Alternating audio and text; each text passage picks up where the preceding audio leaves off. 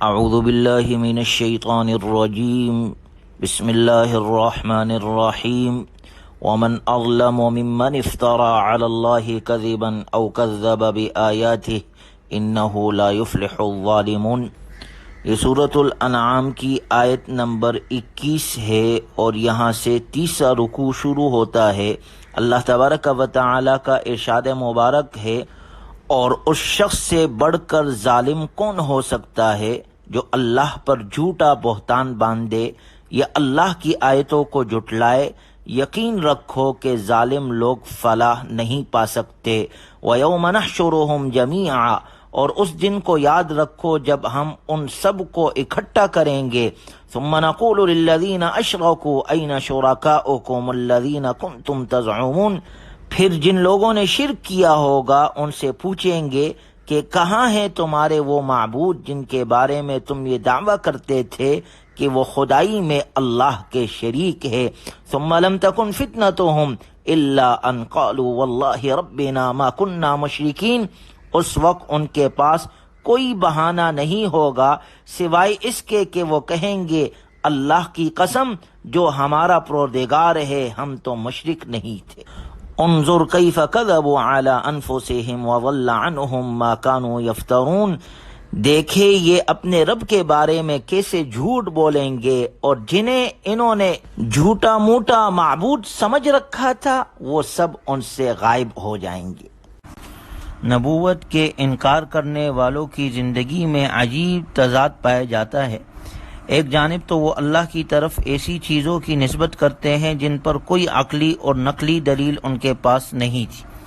مثال کے طور پر اللہ کے لیے بیٹے، بیٹیاں اور شریک ثابت کرتے تھے، اور دوسری جانب ان حقائق کو جھٹلاتے تھے جو محکم دلائل سے ثابت تھے۔ قرآن کریم اور دوسرے معجزات کو سحر کہتے تھے۔ اللہ کی توحید اور رسول اللہ صلی اللہ علیہ وسلم کی رسالت پر ایمان نہیں لاتے تھے۔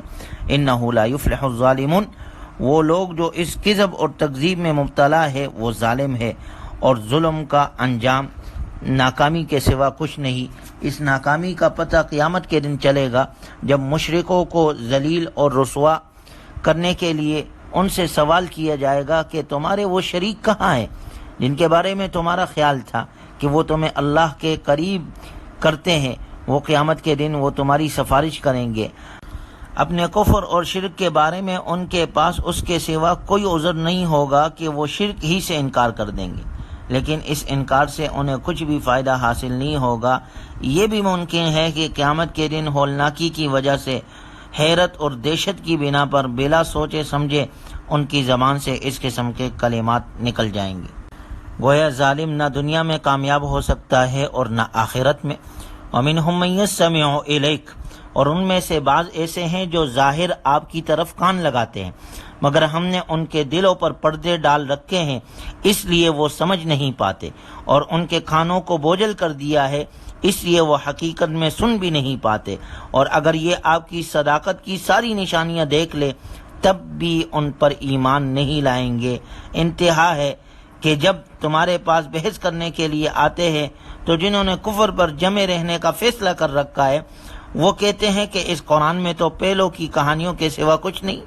ان ھذا الا اساطیر الاولین، یعنی جب آپ علیہ الصلوۃ والسلام قرآن کریم کی تلاوت فرماتے تھے تو ولید بن مغیرہ، نضر بن حارث، عتبہ، شیبہ، امیہ، ابی بن خلف وغیرہ کان لگا کر سنتے تھے، لیکن چونکہ اس سے ان کا مقصد قبول حق نہیں ہوتا تھا اس لیے انہیں کچھ بھی فائدہ نہیں ہوتا تھا، وہ محروم ہی رہ جاتے تھے، کیونکہ ان کے دل ضد اور عناد سے اس قدر بھر چکے تھے کہ ان میں سمجھنے اور متاثر ہونے کی صلاحیت ہی باقی نہیں رہی تھی، اور اب ان کا حال ایسا ہو گیا تھا کہ کوئی دلیل اور کوئی ثبوت بھی انہیں متاثر نہیں کرتا تھا۔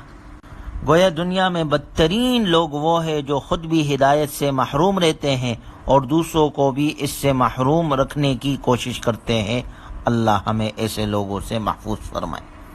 وَلَوْ تَرَى إِذْ وُقِفُوا عَلَى النَّارِ فَقَالُوا يَا لَيْتَنَا نُرَدُّ وَلَا نُكَذِّبَ بِآيَاتِ رَبِّنَا وَنَكُونَ مِنَ الْمُؤْمِنِينَ۔ اللہ تعالیٰ کا ارشاد ہے، اگر تم انہیں اس وقت دیکھو جب انہیں دوزخ کے کنارے کھڑا کیا جائے گا تو تمہیں بڑا عجیب منظر دیکھنے کو ملے گا۔ اس وقت وہ کہیں گے اے کاش ہم دنیا میں لوٹا دیے جائے، ہم اپنے رب کی نشانیوں کو نہ جھٹلائیں گے اور ایمان والوں میں شامل ہو جائیں گے۔ دراصل میں وہ ایسی باتیں اس لیے کریں گے کیونکہ جو کچھ وہ پہلے چھپایا کرتے تھے وہ ان پر ظاہر ہو جائے گا، اور اگر انہیں دنیا میں لوٹا بھی دیا جائے تو بھی یہ وہی کام کریں گے جن سے انہیں منع کیا گیا تھا، اور یہ تو وہی جھوٹے ہیں۔ وہ کہتے ہیں کہ زندگی تو بس دنیا ہی کی زندگی ہے اور ہمیں دوبارہ زندہ نہیں کیا جائے گا۔ جیسے آج بھی دنیا میں آپ کو لوگ ملیں گے، جی زندگی تو ایک بار ملتی ہے، بس جو کرنا ہے کر لو۔ مومن کا یہ عقیدہ نہیں، مومن کے لیے تو اصل زندگی آخرت کی زندگی ہے، دنیا کی زندگی تو امتحان گاہ ہے جو ایک وقت مقررہ تک ہے۔ اصل نہ زندگی اور ختم نہ ہونے والی زندگی تو آخرت کی زندگی ہے۔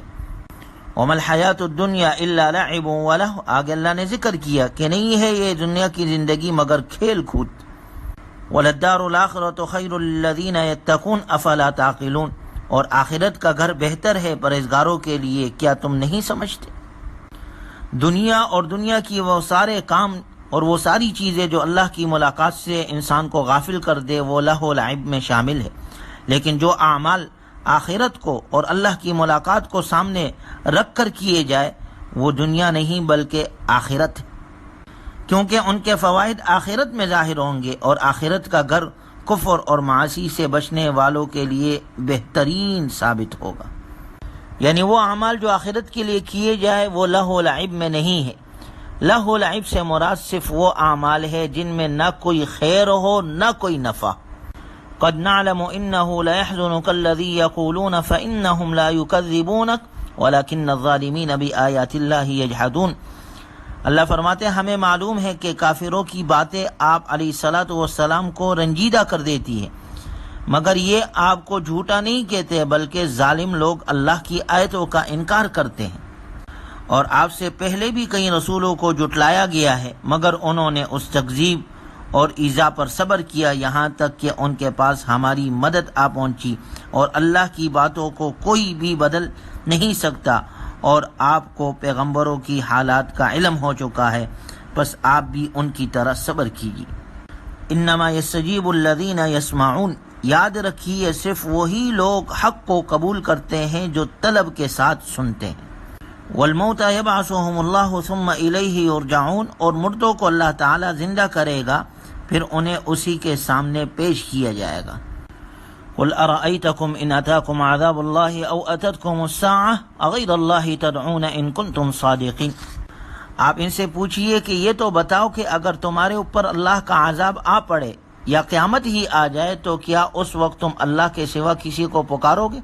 اگر تم سچے ہو تو جواب دو، نہیں بلکہ تم مصیبت کے وقت صرف اسی کو پکارتے ہو، پھر تم جس مصیبت کے لیے پکارتے ہو وہ اسے دور کر دیتا ہے، اور جنہیں تم اللہ کا شریک ٹھہراتے ہو انہیں بھول جاتے ہو۔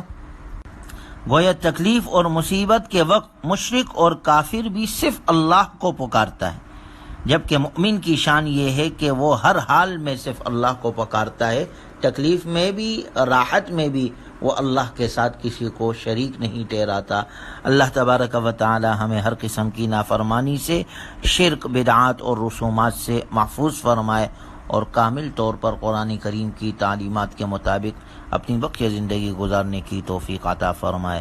وآخر دعوانا ان الحمد للہ رب العالمین۔